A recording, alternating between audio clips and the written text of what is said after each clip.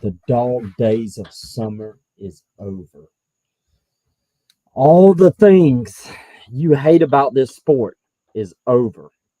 NIL, house settlement, court decisions that are shaping this sport, realignment, college football expansion, all that is making you question your love for the sport is over. It's now that time of the year where you are reminded why you love this sport.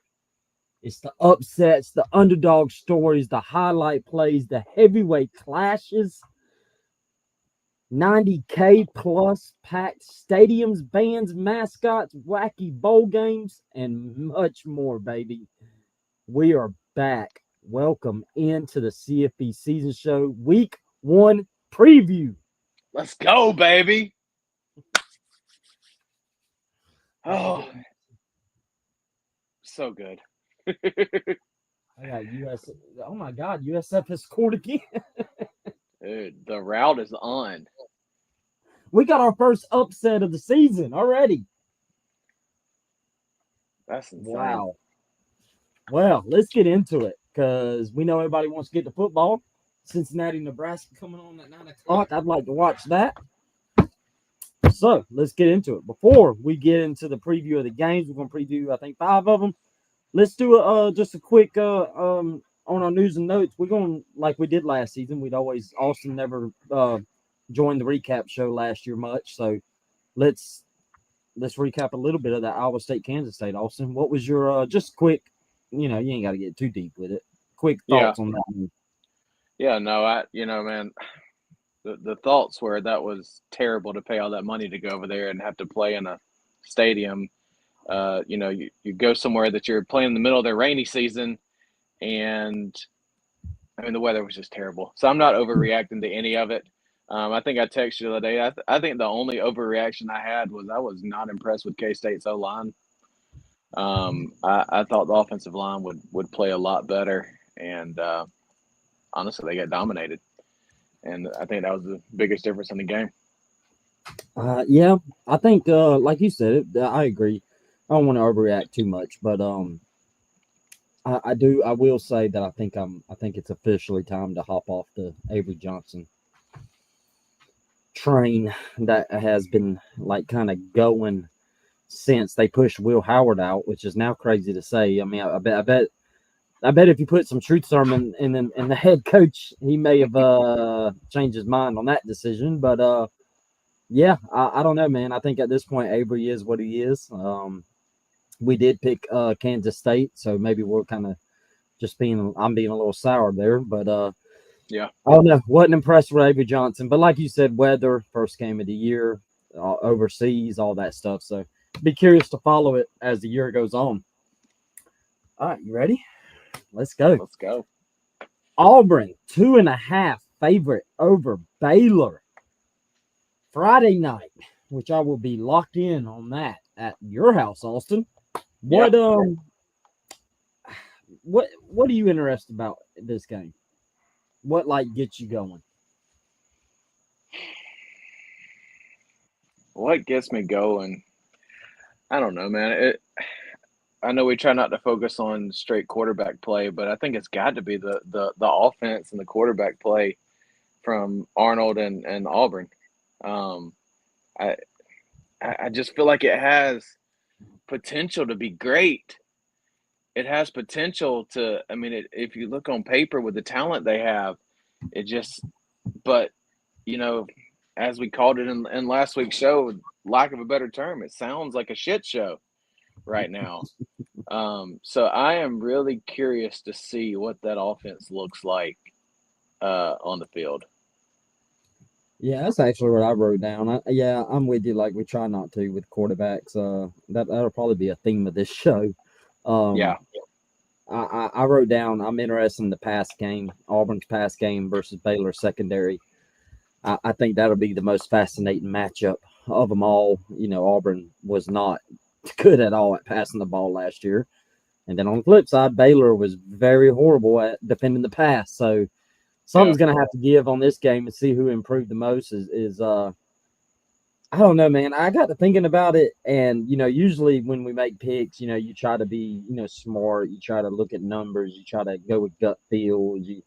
You do all this, but I kind of just feel like Auburn has just been like bad vibes these last couple of weeks. I just get bad vibes. Yep. I don't know. Something just doesn't feel right over there on the plains. No, I I don't. mean I put my finger on it. that's kind of what I'm saying. Like on paper they look good, but just hearing and the conversations being had, the uh, talk coming from the coach. I mean, like you said, everything just sounds like. I mean, it almost sounds like they're in shambles. I know it's not as bad as we're trying to make it out to be, Yeah. or is it? Or is it? I think that'll bleed out into the field, onto the field, and um, I don't know if it's a good thing or a bad thing for Auburn that they kind of. I mean, you got an attention getter week one. Yeah. I don't know, man. I just don't like the vibes. Hey, over or under? Set at 2. How many quarterbacks play for Auburn Friday night? I'm gonna say under. I'm gonna go over. You really think he's gonna do it? I think I know. I feel confident that he's gonna play Deuce Knight, the freshman, in some packages. So that's 2 already. So I just need Yeah, him. fair I enough. just need him to hit that one more, that Ashton kid, and I'm thinking maybe you can get him in on a goal line package or something. All right, I'll give you that. I guess that was So more so. I get my thought was more so. Is there going to be more than two that like come out and lead a whole drive? yeah, yeah, Um, that was he may do some package stuff. I mean, he's obviously overthinking everything else, so why wouldn't he overthink this? yeah. All right, I'll be honest. I'm gonna pick Baylor. I went back and forth with this all week. But I'm this is not smart football analysis. It's really strictly on vibes. I just don't. I don't have some good vibes on Auburn right now. I don't like things that I'm reading and hearing and seeing that's coming out of camp. I don't know. The whole Jackson Arnold, they had to, Hugh Freeze made those comments about protecting him or something, building his confidence up, and then you got the photo of him throwing his hat. I don't know. I don't like the vibes. I don't like the vibes, but that's who I'm going with. Who you going with? I'm I'm gonna go Auburn. I think Auburn finds a way to win it. There's just too much talent on the field, and I think we're. I hope we are overreacting to what we're feeling from Auburn right now. Um, and I think, yeah, I'm going to ignore the vibes and go Auburn. Yeah. Georgia Tech -4 versus Colorado.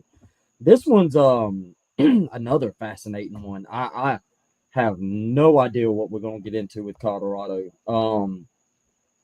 Shador's gone, Hunter's gone, those wide receivers are gone. They did name Slater or whatever his name is, the quarterback. And I think I read Julian Lewis is going to play some too. I think the biggest thing that I'm curious about on this game is and this will probably be another theme on this show tonight. Just so happens everybody's secondary last year sucked. Georgia Tech secondary was really bad last year. I'm curious to see how Colorado attacks that. If they do, I know Dion has talked about an emphasis on running the ball and probably needs to with losing his son and all. I I really trust Georgia Tech's offense more than I trust Colorado's offense right now. Yeah. Yeah, no, I mean, how can you not, man? I mean, as much as, I mean, look, in the transfer portal, I mean, it's just next man up. I get that. But as much as Colorado lost, and then you've got Tech coming back with Haynes King, Jamal Haynes, Malik Rutherford. Like, I mean, that offense is probably the second most talented offense in the ACC. Yeah. Um, I'm with you. I know we hadn't got to the picks part, but I would take Georgia Tech to cover. I'm gonna take Georgia Tech to cover too. I Yeah. think Georgia Tech's gonna win this one going away. I think me and you, which will both be on your couch Friday night. God, I can't wait watching this one. I think at some point in that game, me and you are gonna. We'll have the two screens, but I think at some point in that game, me and you will focus all of our attention on Auburn and Baylor. Yeah. We got three Because I think at screens. some point Georgia Tech, three screens. We got three screens, brother. Yeah, three screens going. Uh, yeah. So I will. I'll be curious. Yeah, I like what season our boy season. What can we even expect with Colorado? He's right. I don't know. Like I have no clue what to expect from this team. None. Yeah. Not to mention your head coach has been out for Yeah. half a spring camp. Um, yeah, yeah, it could go either way, but I'm not expecting much, I'm not. especially week one. Yeah, especially week one. Yeah. Yeah, But I I will think say this. Oh, go ahead. I was just going to say I think Colorado is a team that assuming everybody stays healthy, will progress as the season goes on and look better and better. But um, I expect them to come out a little flat tomorrow night. God, it feels good to say tomorrow night. I know. God, it's so good. I I will say this though, and I criticize Dion when he needs to be criticized, but I also praise him, which seems to be something a lot of people can't do with Dion for some reason. Yep. Um, I'm kind of neutral with him. Obviously, he was my favorite player growing up. Somebody When he that was never on demanded a trade. when he was on the Falcons. Yeah, no. Okay. Somebody that didn't demand a trade and leave my team to the Green Bay Packers. Um, I will say though, I have learned a couple of things about Dion, and he breaks my brain because everything you know about college football traditionally and how things work and all that, he that was my dog. Um, he has proved me wrong at every turn. And if there's anybody that can shock me, it would be him. Well, it wouldn't even shock me, really, to be honest with you, because like I don't know, he just anytime you doubt him, I doubted him at Jackson State. Look what he did.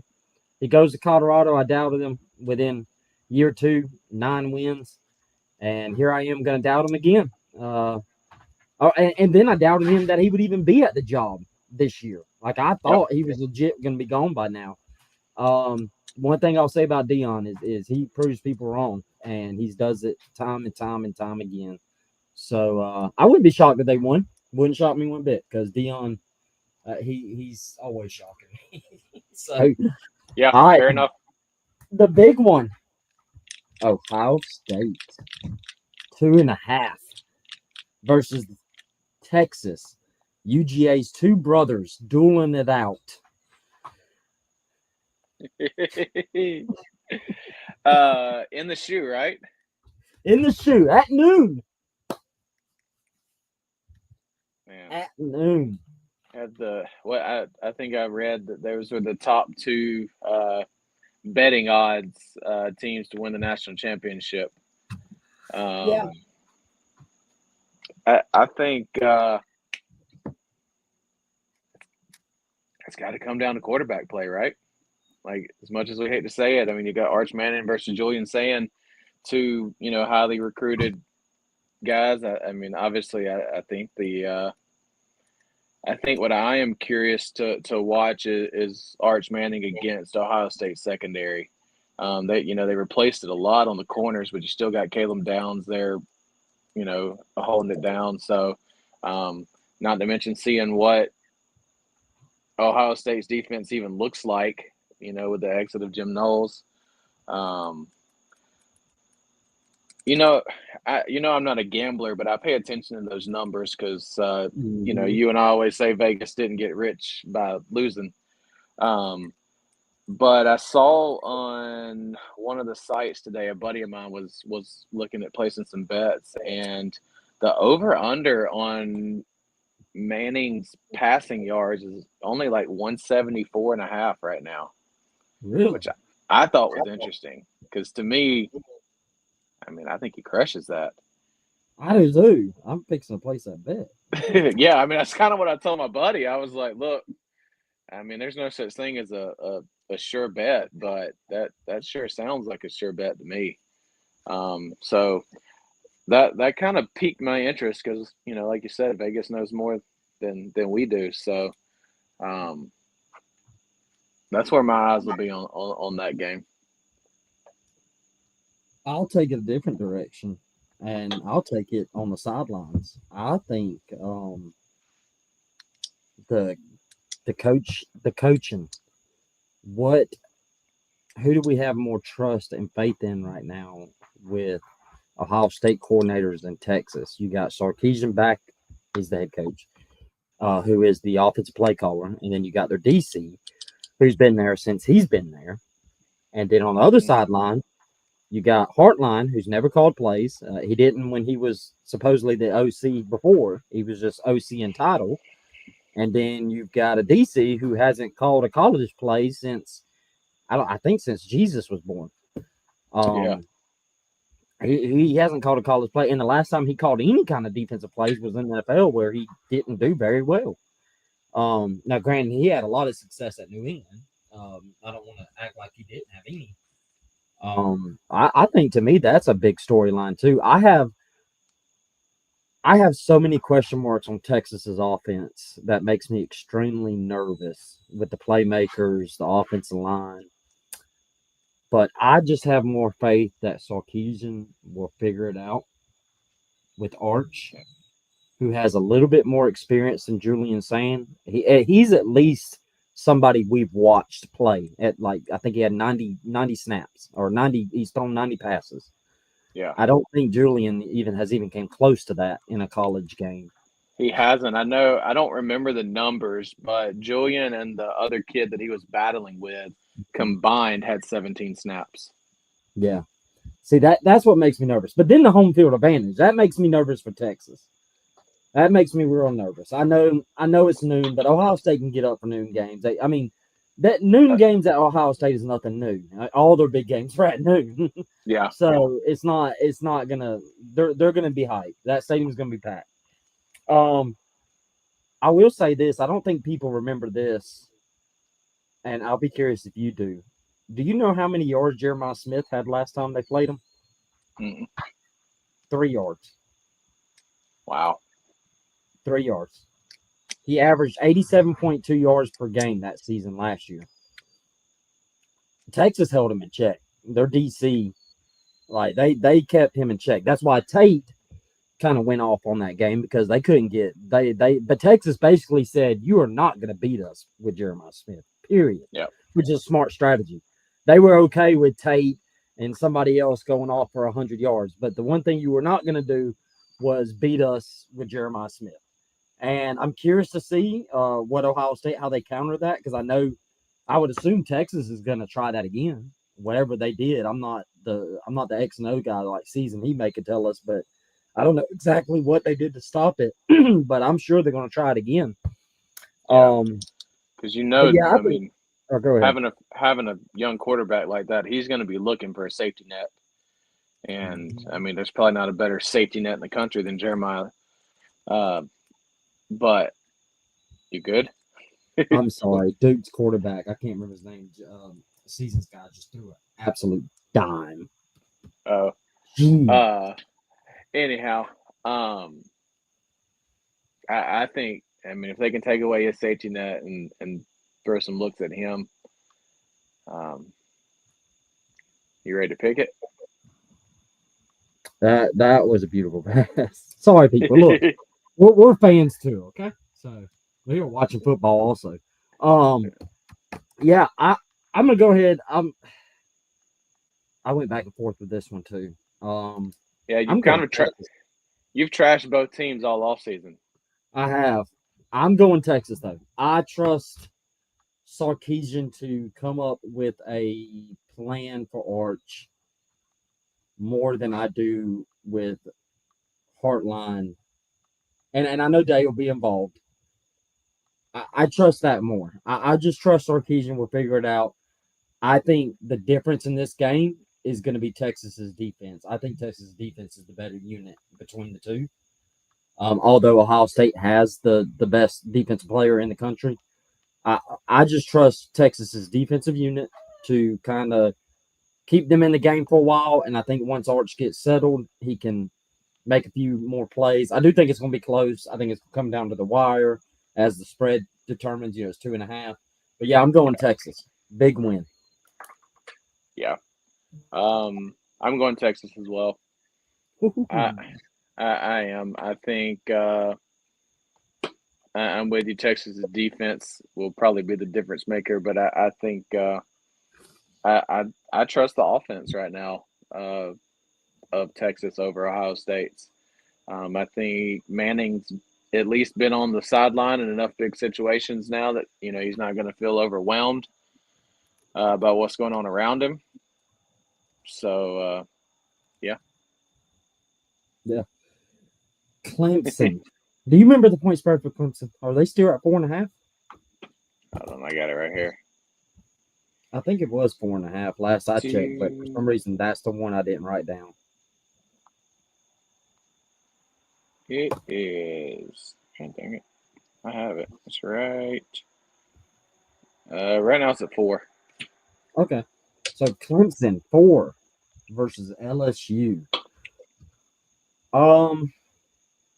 I told you on the phone I'm starting to get a little down on Clemson after being high on them all off season. This one to me is going to be the best game of the day. I think we talked about it on the phone a couple of days ago. I think this one, even in an expanded playoff era, has so much meaning and so much on the line for both teams. Because with LSU, I will say this. I think Caesar's going to disagree with this. I'll be curious if he chimes in. I personally think there's more on the line for Clemson than there is LSU. And here's my reason, because I know Caesar's screaming right now. I just think that LSU has opportunities on its schedule to make the Clemson game disappear. Like, literally, they're going to play Clemson, have a scrub game, and then play Florida. You beat Florida, and then you go on and say you beat Alabama, and then Clemson game is just like, nobody's even talking about that game anymore. Nobody's even going to care what happened. So there's like moments in LSU's schedule where they can make up for that loss. Clemson, on the other hand, they lose this one. We're not going to talk about Clemson for the rest of the year because they don't have any more marquee games on the schedule. Yeah, they can go 11-1 and get in the playoffs, but we're all going to be like moved on from Clemson, in my opinion. That's just my opinion, but I know you probably disagree. I am going to disagree simply because LSU is going to have to win some games maybe they're not favored in to get into the playoffs. Clemson can lose this game and honestly easily go 11-1 and get into the playoffs. So that's why, not to mention, I mean, just the mentality of the LSU team. I think Clemson has the confidence. They're kind of got their swagger back a little bit, but LSU needs it. I mean, I didn't realize that under what I sent the other day under Brian Kelly, 0-5 in season openers. What does that do to the mentality of LSU for the rest of the season? Like, if you lose this game, you have 2 weeks to shake it, and you got to play Florida, and then God knows you lose that game. I mean, you're done. Done. Yeah, that's a very good point. Very good point. I get what you're saying. I think that's a really good point. Yeah, trust me. You just recently, not recently, you were on the show last year, but we just recently had this group chat. Season has reminded me, almost every day what Brian Kelly's record is in all in opening games. So when you sent that, I was like, oh yeah, I already knew that. Because season he is everything is on the line on this game for him. Let's get into the game a little bit. To me, the thing is, I've got to see LSU be more balanced. I've got to see LSU run the ball. I don't think you can continue. If you want to win the national championship, you cannot let Nuss continue to throw the ball 40 times a game like he did last year. There's all these people that will say, oh, when Nuss is turnover prone and blah, blah, blah. I'm like, dude, when he throws it for 40 times a game, which is what he averaged, you're going to make mistakes. That's just basic math. I mean, when you do something that many times, it's going to happen. And if LSU wants to be serious, they've got to figure out a way to run the ball. They got to do it this year. I don't know if they didn't do it last year because they couldn't, or if they didn't do it because they didn't want to. I don't know. They just didn't run the ball much. So I don't know why that was, but they got to figure out a way to run the ball because I think the running back they have is very special. Cade Durham or something like that. I think he's very special. I think he could be one of the best running backs in the SEC. And a top 5 running back. I really believe that. And this is the perfect game to try to. This is what I would do if I was LSU. I would try to run the ball just to see what happens because Clemson was 99th in rushing yards per carry last year. And get this, I found this right before we got on air. In SEC losses, so the last year they played 3 SEC teams: Texas, Georgia, and South Carolina. 243 yards per SEC loss, like per game. Yeah. So LSU's an SEC team. Run the ball, run the ball, run the ball. I think if LSU can successfully run the ball to help Nuss out, Nuss is going to feast and cement himself as an early Heisman favorite with the weapons they have on offense. And I think the defense, real quick before I move it to you, I think the defense in year 2 of Blake Baker is going to be top 15. I think Blake Baker is one of the best DCs in the country. I think he's going to have that typical year 2 jump that you see with defense coordinators. Yeah. No, I don't disagree with you, man. One of the things I had wrote down was run the ball. You hyped on that enough, but at the end of the day, I think the offenses are going to go.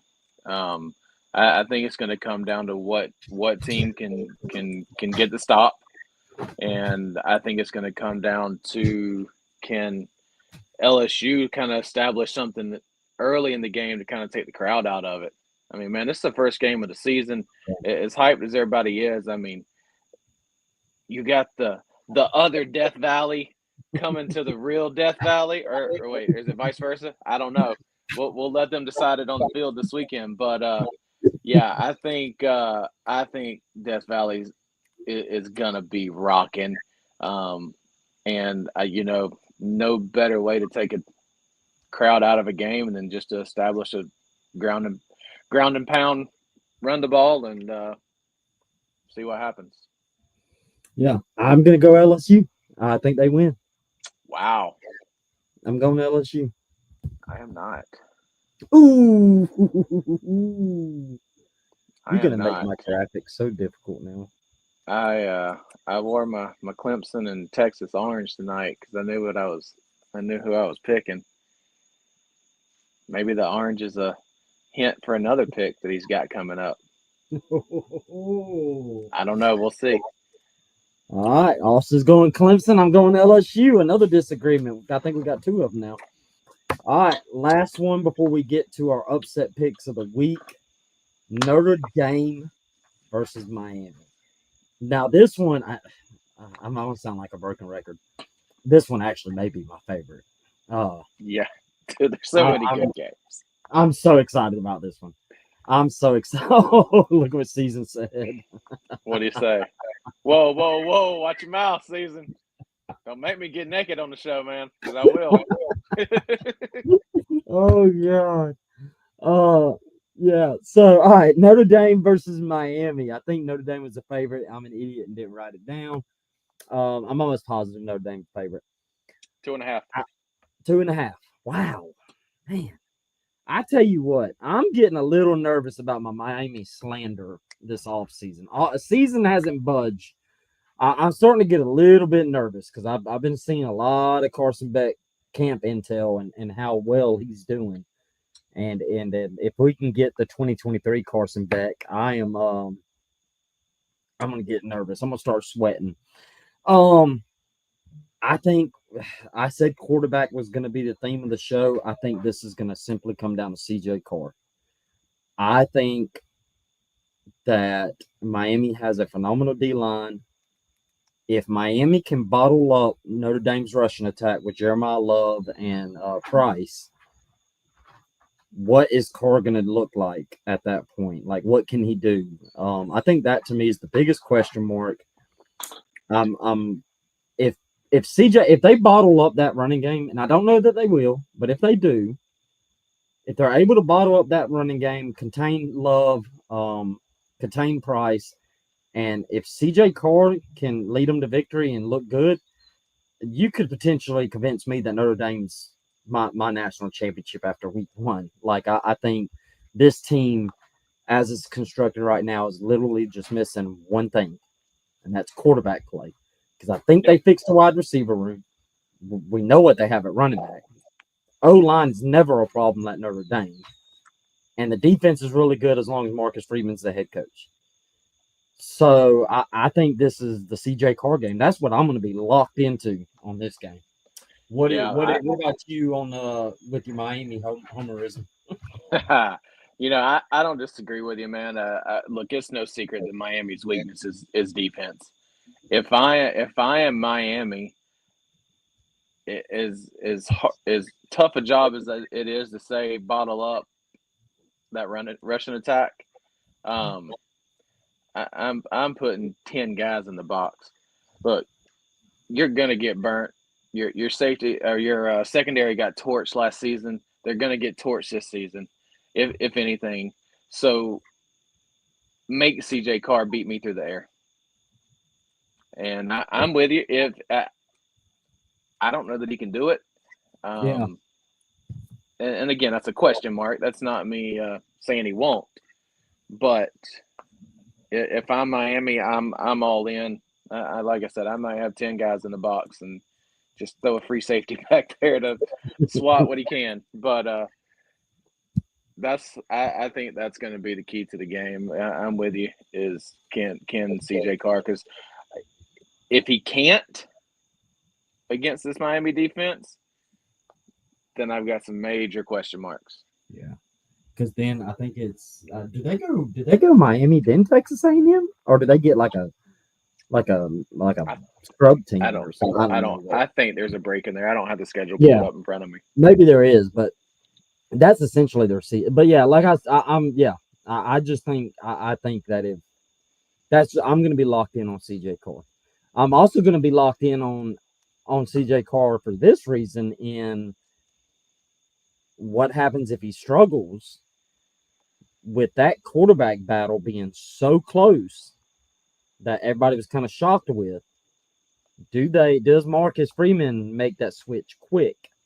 Is CJ Carr on a shorter leash now since the backup pushed him so hard that it came down to the wire? And some people, don't believe that was really true. I don't know. I wasn't there. I'm going to take Marcus Freeman at his word.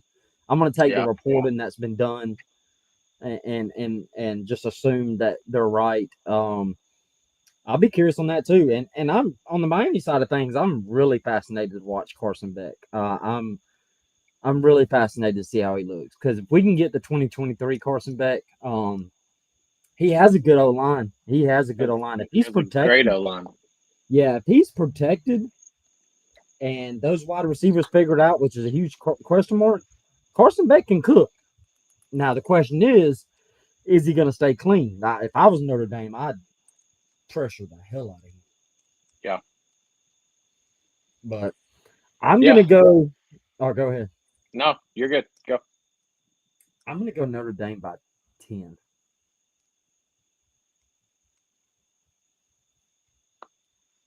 Yeah. Don't do it.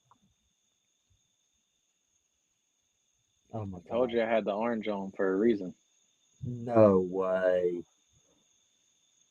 Oh my God. You're going Miami.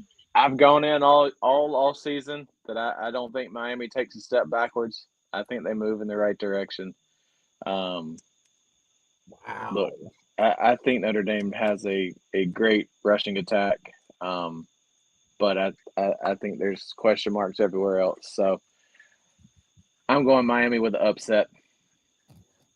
Although, I mean, I don't know if you call a 2.5 point spread an upset because No. obviously somebody thinks it's going to be close. Yeah. Yeah, and I'll be curious. It's going to be played at Miami, but man, Notre Dame with the home field advantage because Miami fans don't show up. So I'll be curious how that affects Miami on the field. Ah, All right, upset picks of the week. Boom. let's We've go. got we've got. You like those retro logos there? I like it. Yeah, I worked very hard on this. If y'all can't tell, um, Austin has Virginia Tech over South Carolina, and I have Syracuse over the Vols. Point spread for Virginia Tech, South Carolina. South Carolina's favored by 7.5. The rules of the upset of the week is it's got to be 5.5 or more. So, yeah, we went pretty crazy on this one. I think yours is more realistic than mine. Yeah, I mean, honestly, I think they both could go. I told you, just like I said earlier in the show, not a gambler, but I follow the money. And when I read a stat last week that 90% of the bets were placed on South Carolina in this game, but 30% of the money was placed on Virginia Tech. Um, so you know what? Let's go Hokies. I don't have any real analysis on Syracuse and Tennessee. Uh, I felt like when I was looking at this slate, Austin took the one, not the one I was going to take, but it was definitely on my radar. And we will not pick the same team. So there was a couple of teams I had in mind, but Fran Brown, man, I've learned that he can shock you in ways, and I do like the quarterback Syracuse got. I was kind of shocked. Angela, the Syracuse quarterback got pushed out of Notre Dame. I was really shocked by that, considering he was the one that came on the field in the playoffs when Leonard got hurt or Riley Leonard got hurt. Yep. But hey, that speaks to what they had behind him. So I am a fan of him, but Syracuse does lose a lot.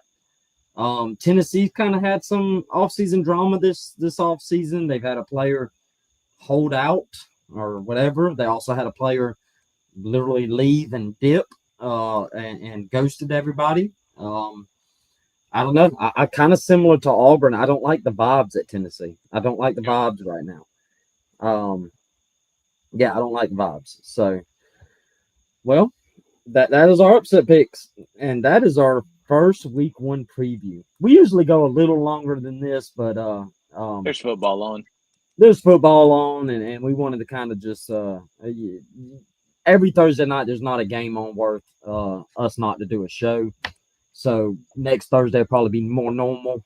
But I mean, heck, we still went 40 minutes. It felt like we did a really good deep dive on these teams. Man, I'm excited. We're back, baby. And So ready. so Sunday, we are going to still do our recap show. Actually, I'll probably be sitting right where Austin's sitting. I'll be at his house. Yep. Maybe he'll join me. I don't know. Maybe he'll answer right here. But me and Season will definitely be on there. And maybe Austin if he wants to join me. But you'll see me. It'll be weird. You'll see me not at my normal desk, but at Austin's house because I will be there till Monday. So yeah, tune in. I think we're gonna do it at 6:30 Eastern, which should be right at the end of South Carolina, Virginia Tech, possibly Hopefully in between the two games. in between the two games, and we'll I try like to have it. it. We will have it. We will have it done before Notre Dame, Miami. Absolutely. So join us Sunday, and also Monday. Season's gonna do his call-in show, where he's gonna have a bunch of content creators on Twitter, some people that have coached in the game of football. He also asked me to come on. I'll do a 15-minute segment. I think it's going to be an awesome show. It's going to be I think it's a 2-hour show, I believe, and it's just going to be different content creators coming on for different segments, and we're going to all talk football. So yeah, come join us Monday also. So all right, we appreciate y'all. Go subscribe to our YouTube channel at CFB_SZN. And guys, enjoy your Labor Day weekend and enjoy football. Peace.